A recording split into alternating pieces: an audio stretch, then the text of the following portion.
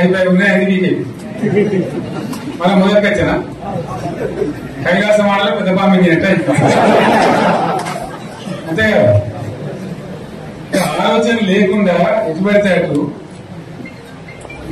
ఎవడో చెప్తే నవ్వి ఓటేస్తే ఏమైంది అనేది మంచి గుణపాఠం ఇది తెలంగాణ గ్యారంటీ.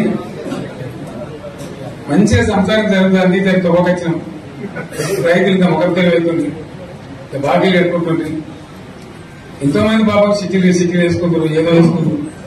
రైతు బంధు పైసలు పడితే ఎంత సంతోషం ఉంటుంది. ఆయన పోయి నేను కంగారు వేస్తాను ఇప్పుడు వాడు ఎంత ఏదో బాగవుతుంటాడు. ఇచ్చినప్పుడు మోసం ఏదో మళ్ళీ ఎలక్షన్ కోసం దానికోసం చేస్తారు తప్ప కర్మైన పేరు వాడు ఇచ్చేది ఇచ్చే ఉంటుందా. మనం ఉన్నప్పుడు కరోనా వచ్చింది. కరోనా వస్తే కూడా నేను రైతు బంధు ఆపలేదు. కరోనా వచ్చి రాష్ట్రానికి రూపాయి ఆదాయం వ్యవసాయం అయితే జరగాలి కదా తప్పదని చెప్పి ఈవెన్ కరోనా ఉంటే కూడా రైతు బంధు ఆపలేదు. అంత ఒక నిర్ణయం తీసుకొని రైతాంగాన్ని నిలబెట్టాలని కాపాడుకోవాలని చెప్పి 4-5 మంచి స్కీములు తెచ్చి వాళ్ళని కాపాడుకుంటున్నారు. గౌరవంగా బతికింది రైతు. బీమా వచ్చినట్టు రైతు బీమా వాడికి ఎంతమందికి సాయం జరిగింది. గుంట భూమి ఉన్న కూడా మంచిగా సాయం జరిగింది. చిన్న రైతు కూడా సాయం జరిగింది. అట్లా అందరికి మనం గొర్రెల కాపలకు గొర్రెలేయడం కానీ చేప పిల్లలు కానీ అనేక రకాల అన్ని వర్గాల ప్రజలను ఎట్లా ఆదుకోవాలని ఆదుకున్నాం. మా తెలంగాణ కదా మేము తెచ్చుకున్నాం కష్టపడి. మా వాళ్ళందరూ పైకి రావాలి. కాంగ్రెస్ గవర్నమెంట్ కాంగ్రెస్ పార్టీ మొదటి నుంచి కూడా ముస్లింలు ఓట్లేసుకున్న తప్ప ముస్లింలకు మనం చేసిందా? ఇమాం మౌజాలకు మనం జీతం ఇచ్చిందా?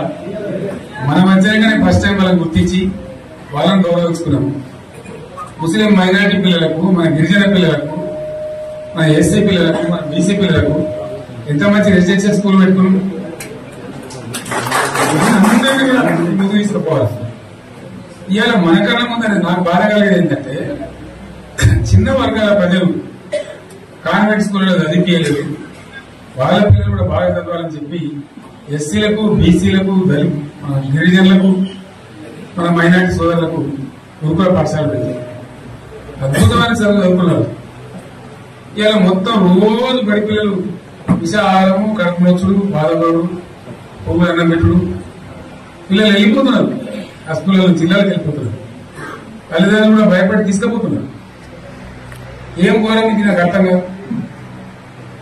మళ్ళీ ఇది చేసి కూడా ఇప్పుడు మళ్ళీ అదే కాంగ్రెస్ పార్టీ అంతేనా? మళ్ళా పాత కాంగ్రెస్ మోపైంది, మళ్ళా కరెంట్ కోతలు మోపైంది. ఎండాకాలానికి ఏం గతి అవుతుందో మార్చి ఏప్రిల్ ఏమవుతుందో ఇంకా కరెంటు కోతలు మోపైంది. మంచినీళ్ళు సరిపోతలేవు. అడిగే నాతో లేడు. ఎవడన్నా గట్టిగా నిలబడి నిలదీసంటే వారికి పోలీసులు నిలబట్టేయడం. ఇదేనా రాజ్యం? ఇట్లా ఉందా రాజ్యం? ఎందుకు వచ్చింది ఈ పరిస్థితి చెప్తా. నాకే గుర్తులేదు.